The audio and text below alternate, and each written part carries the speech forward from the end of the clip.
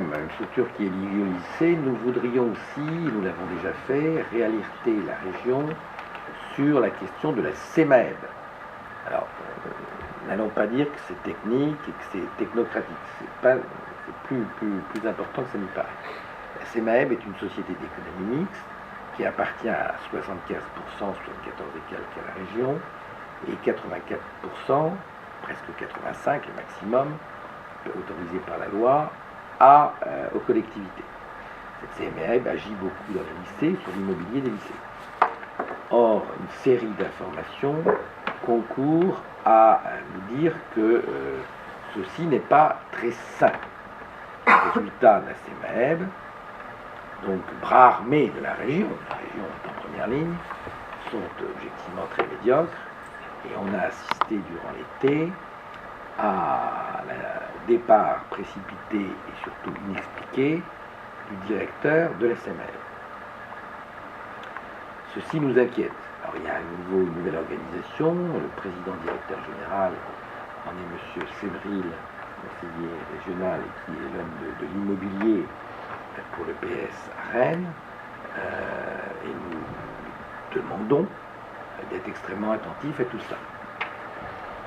Delphine s'est beaucoup investie sur ces questions de CMAEB et elle va compléter mon propos s'il le veut bien. On enregistre en fait des résultats d'exploitation négatifs, ou très légèrement positifs. Alors il y a une raison assez simple, c'est que la région lui a confié un mandat pour réaliser en fait le programme immobilier des lycées bretons. Ce mandat a été mal négocié, c'est-à-dire que la CMAEB n'a pas pu négocier, on va dire, une rémunération qui lui permettrait en fait d'assurer, on va dire, la viabilité aujourd'hui de cette institution. Et par ailleurs, la région est plutôt extrêmement demandeuse de modification des projets des lycées. D'ailleurs, le mandat qui lui a été confié n'a pas été réalisé. On a énormément de retard dans la réalisation immobilière des lycées. Vous prenez l'exemple sur l'accessibilité, mais aussi sur la réalisation des agrandissements et des améliorations. Sur la CMAEB, ça fait maintenant au moins 5-6 ans qu'on observe en fait des changements de plan d'entreprise, c'est-à-dire qu'il faut vraiment sauver le soldat CMAEB avec beaucoup de difficultés.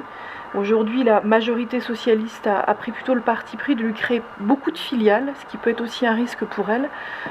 Nous avons aujourd'hui 3 filiales, dont la dernière, dont le premier vice-président Loïc Chenet-Gérard a trouvé cela exceptionnel, c'est-à-dire a lancé la SAS Bresimo, qui doit aujourd'hui contribuer à aider les entreprises à réaliser leur immobilier. Aujourd'hui, on est à 0 réalisation. Donc c'est pour l'instant un énorme coup de publicité de la majorité socialiste. Mais pour autant, on va avoir 3 filiales qu'on a dû capitaliser aujourd'hui avec la CMAEB. Alors, autre point qui nous a effectivement extrêmement surpris, le premier vice-président de la région, Loïc Chenet-Gérard, a souhaité repositionner la CMAEB vis-à-vis en fait des objectifs de la région.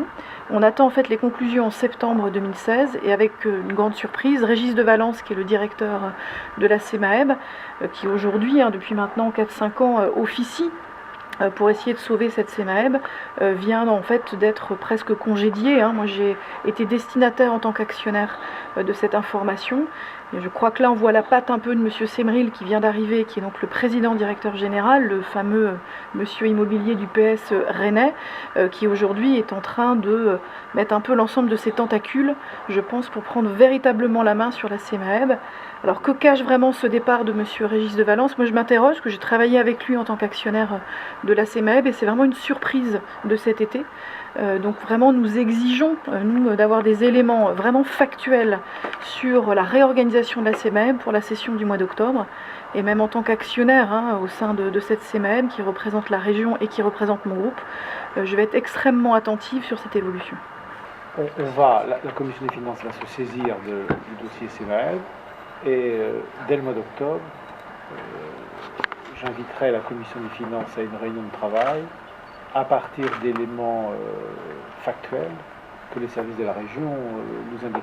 C'est-à-dire que la Commission des finances va jouer son rôle évidemment de transparence, d'évaluation de cette gestion qui nous semble aujourd'hui être dans une situation assez complexe et manifestement on ne sent pas de la part de l'exécutif une véritable volonté de transparence sur ce dossier. Historiquement, nous l'avons déjà dit, et je prends à témoin les journalistes qui nous suivent régulièrement à la région, c'est un dossier très compliqué. Les sociétés d'économie mixte sont toujours très compliquées. Sauf que on voit bien que les collectivités qui ont été à l'origine de la création de la CMAEB, petit à petit se sont retirées. Vous êtes aperçu qu'aujourd'hui, c'est simplement le bras armé de la région pour les lycées. C'est une forme de gestion qui n'est pas saine en tout état de cause. Donc voilà, nous avons la volonté, et l'ensemble du groupe a la volonté, de mener une réflexion globale, stratégique et financière sur ce dossier.